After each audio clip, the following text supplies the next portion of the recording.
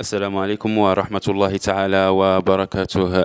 إذا نقلا عن قناة BFM الفرنسية، قامت Paris, السلطات plus de 2 millions d'euros en الفرنسية أو liquide سلطات saisis dans des أمن valises à مطار Roissy. شارل ديغول Les agents des الفرنسي douanes de l'aéroport بحجز parisien ont appréhendé deux قيمة commerçants algériens مالية qui transportaient sur eux تقدر 2,4 millions d'euros en liquide. ب2.4 مليون C'est ce أورو qu'on appelle une سيولة valise bien في remplie. أمتعة Dimanche 18 جزائريين août, plus مغتربين de تتراوح 2,4 millions أعمارهما d'euros en بين liquide ont été saisis par les 32 agents des و douanes français 39 officiant à سنة، l'aéroport Roissy-Charles قادمان de من Gaulle, en الجزائر région إلى parisienne. فرنسا لينتقلا D'après مجددا BFM من TV, فرنسا les bagages إلى تركيا. appartenaient à deux hommes de وقد nationalité صرح algérienne qui avaient بأنهما voyagé depuis تجار Alger et s'apprêtaient à منسوجات. rejoindre العملية Istanbul, en تمت Turquie. معالجتها من قبل Leur مصالح périple s'est أو arrêté à Paris المصالح dans les locaux des الجمركية douanes où ils ont الفرنسية été entendus. يوم أمس Selon 18 BFM أوت TV, les deux hommes de 32 2024. et 39 وقد ans se تم sont فتح présentés comme تحقيق من commerçants dans طرف le السلطات textile, un الفرنسية secteur en المعنية souffrance. أونتي Les فرود deux hommes placés en garde à لمعرفة vue. مصدر هذه السيولة Placés en garde المالية à vue, الغير les deux مصرح hommes sont بها. soupçonnés de كما تجدر blanchiment douanier الإشارة et de إلى أن manquement à هذا l'obligation الحجز الذي déclarative تم de من capitaux طرف à السلطات l'exportation. الفرنسية هو D'après أكبر BFM, حجز une partie de تم la في somme était en التاريخ. euros, l'autre قبله en francs تم suisses. حجز Il 500 s'agirait d'une ألف saisie أورو. record pour la douane de تجدر الإشارة Roissy. إلى أن عديد الجمعيات الفرنسية والناشطين والإعلاميين وكذلك الاقتصاديين والحقوقيين الفرنسيين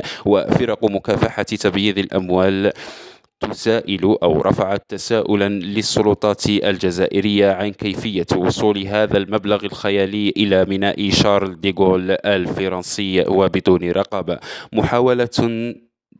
محاولة جعل القضية قضية سياسية ومساءلة السلطات الجزائرية. وردا على هذه التساؤلات وعلى هذه الفوضى والتضخيم الإعلامي الذي حظيت به هذه القضية، أفادت مصادرنا المختصة إلى أن هذا الحجز مفتعل من طرف جهات أجنبية أو فرنسية خصوصا معادية للنظام الجزائري وتريد خلق فوضى ومساءلات من طرف الشعب أو المغتربين الجزائريين في الخارج.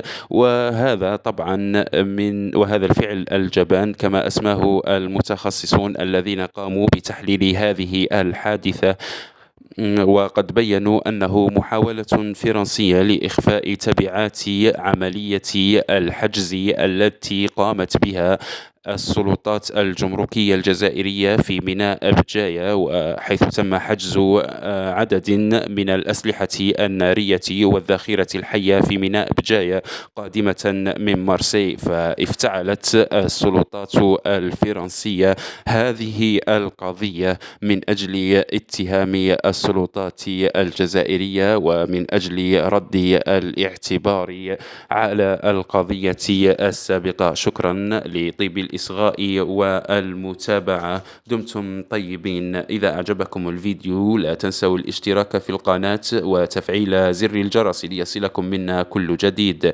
السلام عليكم ورحمة الله تعالى وبركاته.